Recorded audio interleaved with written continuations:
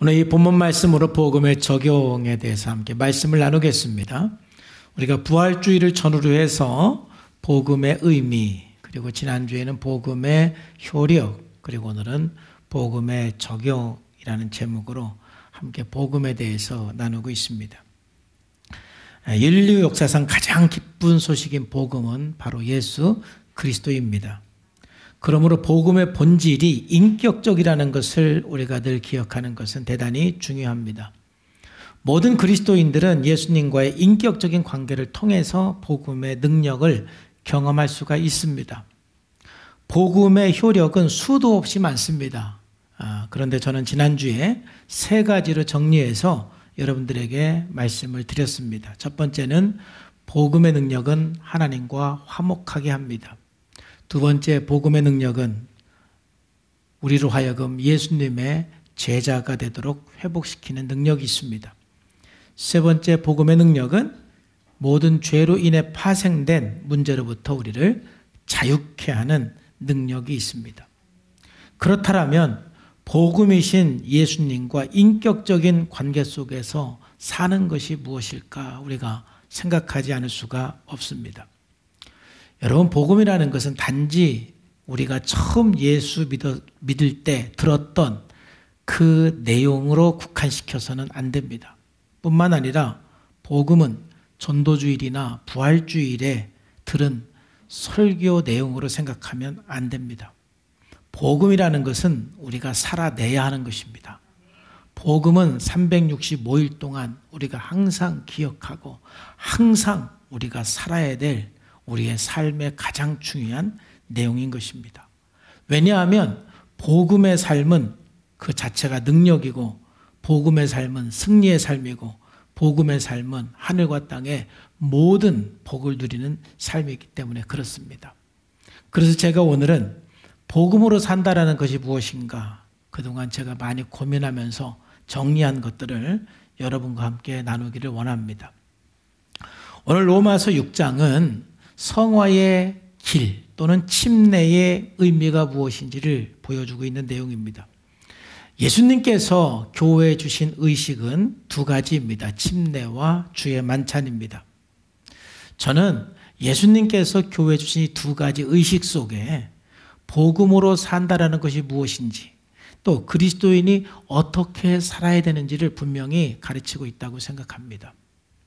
침례가 참 중요한 것은 예수님께서 마태복음 28장 19절 말씀에서 그러므로 너희는 가서 모든 민족을 제자로 삼아 아버지와 아들과 성령의 이름으로 침례를 주라라고 우리들에게 명령하셨습니다. 그만큼 침례는 우리들에게 중요한 의미입니다. 그러면 침례가 어떤 의미인가? 오늘 본문 말씀에 보면은 침례는 예수 그리스도와 함께 죽고 예수 그리스도와 함께 사는 것을 의미합니다. 다시 한번 4절부터 5절 보면은 그러므로 우리가 그의 죽으심과 연합하여서 침례를 받음으로 그와 함께 장사되었다. 죽었다라는 것이죠. 그러니까 우리는 침례 받을 때 물속으로 잠기잖아요. 그래서 우리가 주님과 연합하여 주님과 함께 죽는다라는 의미입니다. 이는 아버지의 영광으로 말미암아 그리스도를 죽은 자 가운데서 살리심과 같이 우리를 또한 새 생명 가운데 행하게 하려 함이라. 부활하신 주님과 연합하여 새 생명 가운데 사는 것입니다. 즉 우리가 이제 물속에서 나오는 것은 부활하신 주님과 연합하여 새로운 삶을 살겠습니다. 이런 의미인 것입니다. 만일 우리가 그의 죽으신 것 같은 모양으로 연합한 자가 되었으면 또한 그의 부활과 같은 모양으로 연합한 자가 되리라 라고 말씀하고 있어요. 즉 침례는 우리가 예수 믿고 나서 그저 한 번 받음으로 끝나는 것이 아니라 침례는 날마다 예수 그리스도와 함께 죽고 부활하신 예수 그리스도와 함께 살기로 결정하고 결단하는 것이 침례이고, 그리고 침례받은 모든 그리스도인들은 날마다 십자가에 죽으신 예수 그리스도와 연합하고 부활하신 주님과 연합하여 살아야 할 줄로 믿습니다. 바로 이것이 복음적인 삶인 것입니다. 이게 복음인 것입니다. 주의 만찬도 마찬가지입니다. 주의 만찬에 대해서 기록한 성경은 마태복음 26장 또 마가복음 14장, 누가복음 22장, 고린도서 11장에 나오고 있고 또 요한복음 6장에도 주의 만찬에 관한 내용은 아니지만 그 의미에 대해서 설명하고 있습니다. 주의 만찬은 그 핵심은 예수님께서 당신의 몸을 떼어서 이거는 내 살이니 받아 먹어라. 그리고 포도주를 주면서 이것은 내 피니 받아 먹어라. 그리고 그걸 기념하라 라고 말씀을 하셨습니다. 여러분, 그러면 주의 만찬에서 예수님께서 우리들에게 먹고 기념하라고는 주의 몸과 주의 피가 어떤 의미가 있을까요? 우리가 한 크게 두 가지 의미로 생각할 수가 있는데, 첫 번째 의미는 예수님의 몸과 예수님의 그 피는 문자 그대로 예수님 자신을 말합니다. 즉 예수님의 몸은 예수님께서 우리를 대속하기 위하여 십자가에 달려서 찢기신 그 살을 의미하는 것이고, 예수님의 그 피는 우리를 위해서, 우리의 죄를 위해서 피 흘리신 예수님의 보혈을 의미하는 것입니다. 그러므로 우리가 주의 살과 주의 피를 먹고 기념한다는 것은 날마다 내 죄와 내 저주를 위해서 십자가에 고난당하시고 죽으시고 피 흘리신 주님을 기억하고 주님과 연합하여 사는 것을 의미하는 것입니다. 주의 살과 주의 피를 먹을 때마다 십자가를 생각하며 십자가와 연합하는 삶으로 나가시기를 주님의 이름으로 축복합니다.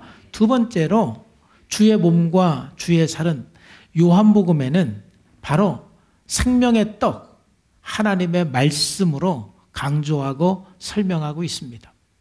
그래서 주님의 그 살을 먹고 주님의 피를 우리들에게 마시라고 하시는 것은 바로 생명의 떡인 예수님의 말씀을 우리가 날마다 먹으라는 것입니다. 바로 그것은 부활하신 주님과 연합해서 날마다 주님의 음성을 듣고 주님의 말씀을 먹고 살아야 한다는 것입니다. 그러므로 이 성찬, 주의 만찬 속에서도 두 가지 핵심적인 진리가 있습니다. 첫 번째는 십자가와 연합해서 날마다 우리가 죄에 대해서 죽는 그 삶. 그리고 날마다 부활하신 주님과 연합해서 주의 말씀을 먹고 주의 말씀을 따라 살아가는 그 의미가 있는 것입니다. 이 두 가지를 놓고 볼 때 우리 그리스도인이 산다라는 것이 무엇인가? 또 복음으로 사는 것이 무엇인가? 바로 그 핵심은 십자가와의 연합이고 부활의 주님과의 연합인 것입니다. 저는 이 십자가와의 그 연합해서 사는 것이 무엇인가? 바로 그것은 우리가 날마다 십자가 앞에 나아가는 삶이라고 할 수가 있는 것입니다. 우리가 복음으로 사는 첫 번째는 우리 그리스도인들은 날마다 십자가 앞에 나아가는 삶을 살아야 돼요. 그래서 우리가 죄에 대해서 죽고 의에 대해서 살아야 하는 것입니다. 로마서 6장 3절 말씀에 보면 무릇 그리스도 예수와 합하여 침례를 받은 우리는 그의 죽으심과 합하여 침례를 받은 줄 알지 못하느냐. 날마다 십자가 앞에 나아가 죄에 대해서 죽어야 하는 것입니다. 우리 그리스도인들이 예수님의 십자가의 그 중심성을 회복하는 것은 매우 중요합니다. 초대교회나 사도들의 모든 삶의 중심은 십자가였습니다. 그렇기 때문에 우리들은 의도적으로 십자가 앞에 나가는 그 삶을 훈련해야 되는 것입니다. 이것은 신학적인 문제가 아닌 영성적인 문제인 것입니다. 여러분, 그러면 십자가 앞에 나간다는 것이 어떤 것이 있을까요? 한 세 가지 정도를 제 경험과 성경을 통해서 나누고 싶습니다. 우리가 십자가와 연합하고 날마다 십자가 앞에 나가는 것은 첫 번째는 바로 죄의 문제를 가지고 다 십자가 앞에 나갈 수 있어야 돼요. 이것이 우리 신앙생활에서 매우 중요한 것이고 우리가 의롭게 되는데 매우 중요한 것입니다. 모든 사람들은 죄의 문제를 가지고 있습니다. 그런데 우리가 이 죄에서 자유할 수 있는 그 방법은 여러분, 죄와 직접 싸우는 게 아닙니다. 오늘 이성진 집사님이 간증하면서 지금 나는 공사 중입니다. 이런 표현을 했습니다. 우리는 지금도 죄의 문제에 대해서 완전히 자유하지 못합니다. 아직도 공사 중입니다. 그런데 여러분, 공사라는 것은요, 공사 순서가 매우 중요한 것입니다. 그 순서에 따라서 공사를 해야 공사가 진행되는 것이지, 아무거나 그냥 일만 한다고 해서 공사가 되는 게 아니에요. 그렇다면 우리가 죄에서 자유하기 위해서 어떻게 해야 됩니까? 제일 먼저 해야 되는 것이 무엇이냐면은, 여러분의 죄의 문제를 자각하고 그 죄의 문제를 가지고 십자가 앞에 나가는 것이 첫 번째 순서입니다. 여러분의 욕심, 여러분의 분노, 여러분의 미움, 염려, 과도한 책임, 공로의식, 억울함, 미움, 복수심, 이 모든 것을 가지고 십자가 앞에 나가 내려놓으셔야 돼요. 주님, 저의 욕심을 십자가 앞에 내려놓습니다. 저의 분노를 십자가 앞에 내려놓습니다. 내 안에 있는 이 복수심을 십자가 앞에 내려놓고 내 안에 있는 이 피해의식과 억울함을 십자가 앞에 내려놓습니다. 십자가 앞에 나가 내려놓는 것이 우리가 의롭게 되는, 자유케 되는 첫 번째 관문인 것입니다. 한국 교회가, 모든 그리스도인들이 이 부분을 우리가 회복해야 되는 것입니다. 요한일서 1장 9절에 만약 우리가 우리 죄를 자백하면 그는 미쁘시고 의로우사 우리 죄를 사하시며 우리를 모든 불의에서 깨끗게 하신다 그랬어요. 그래서 자백한다는 것은 인정한다, 고백한다 이 말이에요. 그러니까 우리가 십자가 앞에 나가서 우리의 죄를 인정하면, 우리의 죄를 고백하면 하나님께서 우리를 용서해 주시고 깨끗게 해 주시는 것입니다. 스스로 죄의 문제를 이길 수 있는, 죄로부터 자유할 수 있는 사람은 한 사람도 없어요. 그러므로 복음으로 산다라는 것은 우리의 죄의 문제를 가지고 날마다 십자가 앞에 나가 고백하는 것입니다. 십자가 앞에 나가는 여러분의 삶이 되기를 주님의 이름으로 축복합니다. 두 번째는 우리 연약함을 가지고 십자가 앞에 여러분 나가셔야 돼요. 우리들은 참으로 연약합니다. 그래서 우리들은 돕는 은혜를 얻기 위해서 날마다 십자가 앞에, 은혜의 보좌 앞에 우리는 나가야 하는 것입니다. 연약함이라는 것이 무엇입니까? 연약함이라는 것은 마음은 원하지만 우리 육신이 연약해서 하지 못하는 것입니다. 우리가 용서하기를 원하지만 용서가 안 됩니다. 사랑하기를 원하지만 사랑이 안 됩니다. 이해하고 공감하기를 원하지만 이해가 안 됩니다. 공감이 안 됩니다. 보다 더 헌신하고 섬기기를 원하지만 내 이기적인 마음 때문에 섬기고 헌신하는 것이 너무 어렵습니다. 바로 이 연약함의 문제를 가지고 주님 앞에 나가야 돼요. 여러분, 죄라는 것이 크게 두 가지가 있습니다. 첫 번째는 하나님이 하지 말라고 하는 것을 하는 게 죄예요. 또 하나의 죄는 뭐냐면은 마땅히 해야 할 일을 하지 않는 것. 이것도 죄인 것입니다. 내가 은사가 있는데 가만히 있고 아무것도 안 하면 그것도 죄라는 것이죠. 또 오늘 이성진 집사님 좋은 아빠로서, 좋은 남편으로서 회복되는 걸 간증했잖아요. 여러분, 좋은 아빠의 역할을 하지 않는 것, 그게 죄이고, 좋은 남편, 좋은 아내의 역할을 하지 않는 것, 그게 죄라는 것이지요. 왜 못합니까? 연약해서 그렇습니다. 내가 그렇게 좋은 남편이 되고 좋은 아빠가 되기를 원하지 않는 분이 어디에 있겠습니까?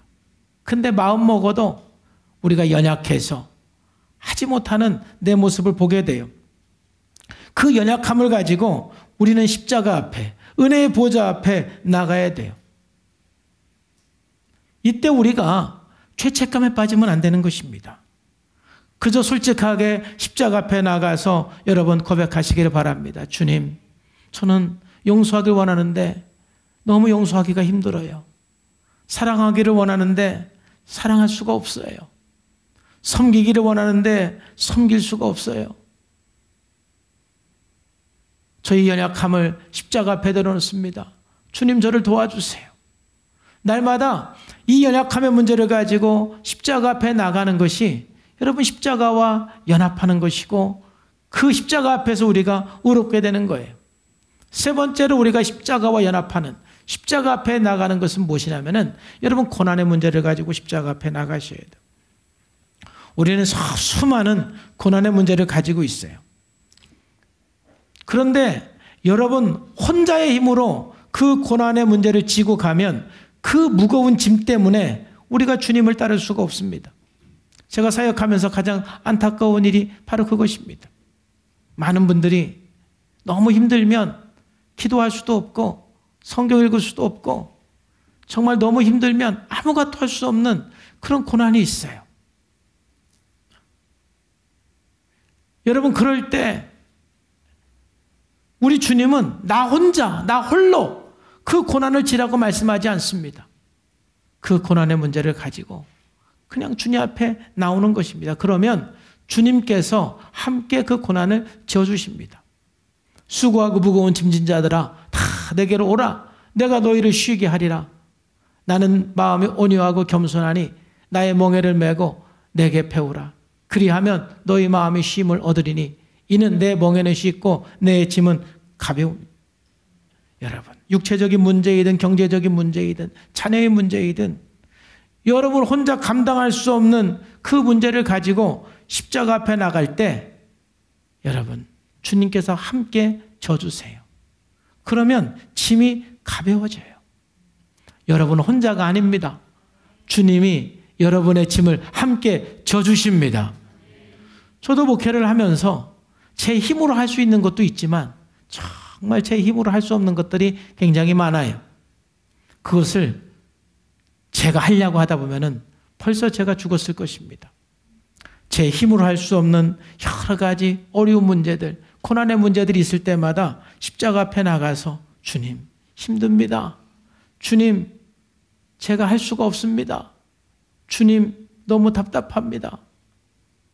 주님 너무 고통스럽습니다. 라고 고백할 때 주님께서 내 짐을 함께 져주시는 것을 느낄 수가 있는 거예요. 여러분 우리가 십자가를 진다라는 것, 또 십자가 앞에 나간다라는 것, 그리고 십자가와 연합해 산다라는 것은 여러분 죄의 문제, 또 여러분 연약함의 문제, 여러분 고난의 문제를 가지고 날마다 십자가 앞에 나가서 고백하세요. 그냥 십자가 앞에 다 고백하고 내려놓으세요. 그때 여러분들에게 주어지는 복이 있습니다. 이게 복음의 능력인 것입니다. 어떤 복이 있을까요? 첫 번째는 용서와 의를 경험하게 됩니다. 이게 참 복이에요. 우리가 죄의 문제를 가지고 주님 앞에 나갈 때, 우리 연약함의 문제를 가지고 십자가 앞에 나갈 때 날마다 주님은 용서하십니다. 1000번을 나가도 10,000번을 나가도 10,000번을 나가도 주님은 항상 우리 죄를 용서하시고 의롭다 인정해 주시는 것입니다. 또 그들의 죄와 그들의 불법을 내가 다시 기억하지 아니하리라 하셨으니 이것들을 사하셨은즉 다시 죄를 위하여 제사 드릴 것이 없다. 예수님의 십자가는 우리의 모든 죄를 용서할 뿐만이 아니라 기억도 않으세요. 우리가 날마다 십자가 앞에 나가서 용서를 경험하는 것이 왜 중요하냐? 그래야만 우리가 마귀의 비난의 늪에서 빠져나올 수가 있어요. 우리가 연약해서 쓰러질 때마다 마귀들은 우리들에게 참수합니다. 너는 아무것도 아니야. 너는 사역을 할 수가 없어. 너는 복을 받을 수가 없어. 너는 변화할 수가 없어. 이런 참수를 듣습니다. 그러나 십자가 앞에 나가는 사람은 결코 이 참수에 무너지지 않습니다. 주님의 용서와 주님의 의를 경험하면서 승리하게 되는 것입니다. 제가 목회하면서 가장 힘든 것 중에 하나가 여러분 뭔지 아십니까? 설교 전에 부부싸움 한 겁니다. 정말 힘듭니다. 지금 이게 설교를 해야 되는데 설교 한 1시간 전에 대판 싸웠어요. 그러면은 설교 시간이요. 막 보통 고통스러운 게 아니에요. 마귀가 얼마나 저를 참선한지 몰라요. 야, 너는 네 아내 사랑도 못하면서 무슨 설교하냐. 야, 가식 떨지 마. 이러한 생각들이요, 딱 앞에 섰을 때 벌써 딱 서면은요, 성도들이 무서워요. 조금 아까 내가 싸운 거 다 아는 거 아니야? 막 이런 생각도 들고요. 별 생각이 다 들어요. 이 십자가 앞에 나가는 법을 모르는 사람은요, 이때 굉장히 많이 무너집니다. 그래갖고 옛날에 정력의 목사님, 선교사님은 그랬다잖아요. 설교 전에 부부싸움 진창하고 나서 주일 오전 예배 설교인데 교인들이 이렇게 앉아있는데 오늘 제가 우리 아내하고 싸워서 설교 못하겠습니다 하고 내려갔다라는 거 아니에요? 얼마나 기가 막힌 상황이에요. 그만큼 힘든 거예요, 그게. 안 그런 척하고 설교한다라는 게. 근데 이제 그게 목회 초년 때 경험하는 거예요. 저도 이제 목회한 지 한 5년, 10년 정도까지는 종종 그런 거를 경험을 했는데 뭐 그 이후는 거의 그런 경험을 하지 않습니다. 왜냐하면 또 이상하게 설교 전에 꼭 또 싸울 일이 생겨요. 또 사모님들에게 설교 전에 뭐가 감동하는지 꼭 설교 전에 또 이게 긁을 일이 생기나 봐요.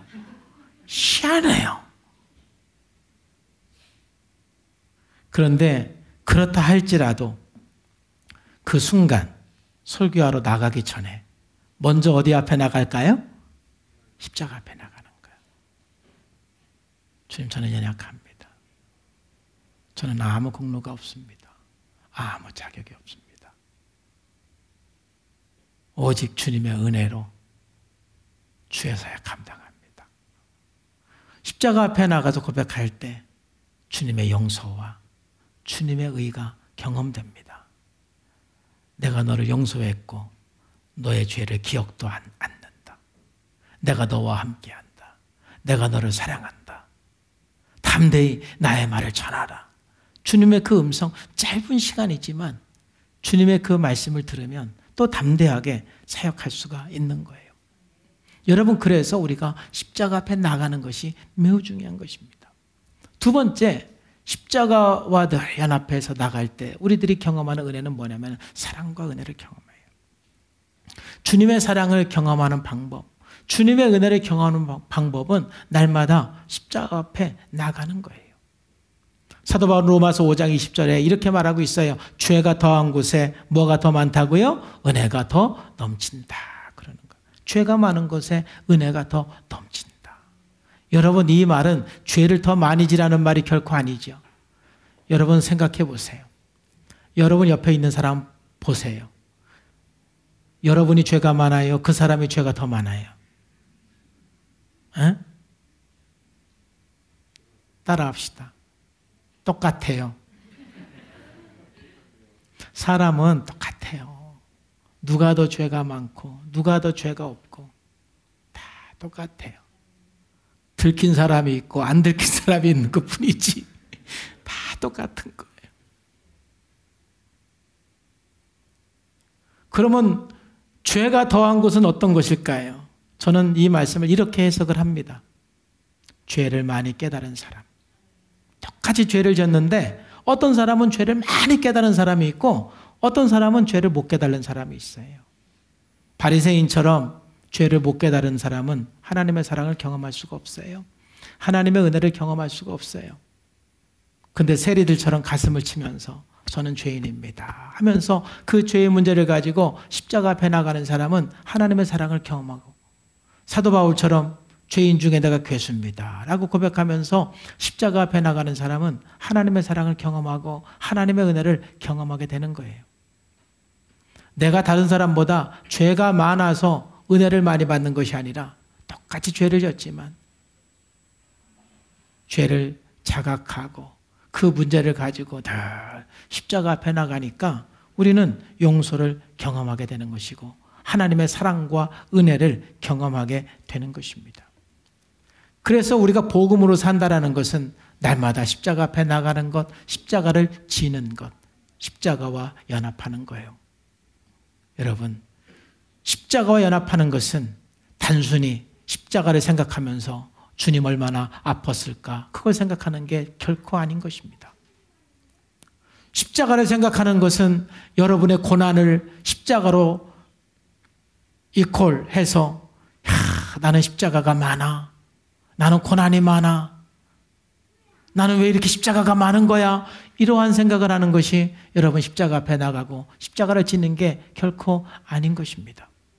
십자가는 우리의 모든 죄와 우리의 모든 저주와 우리의 모든 문제가 해결된 장소가 바로 십자가인 것입니다.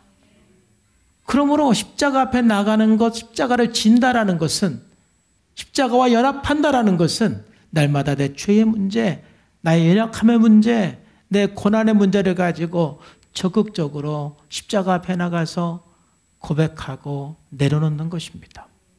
그럴 때 우리는 용서를 경험합니다. 의를 경험합니다. 사랑을 경험합니다. 은혜를 경험합니다. 날마다 십자가의 그 은혜 속에, 감격 속에, 감동 속에 우리가 사는 것이 바로 그리스도인인 것입니다. 그래서 십자가 연합하는 복음의 삶이 너무 중요한 것입니다.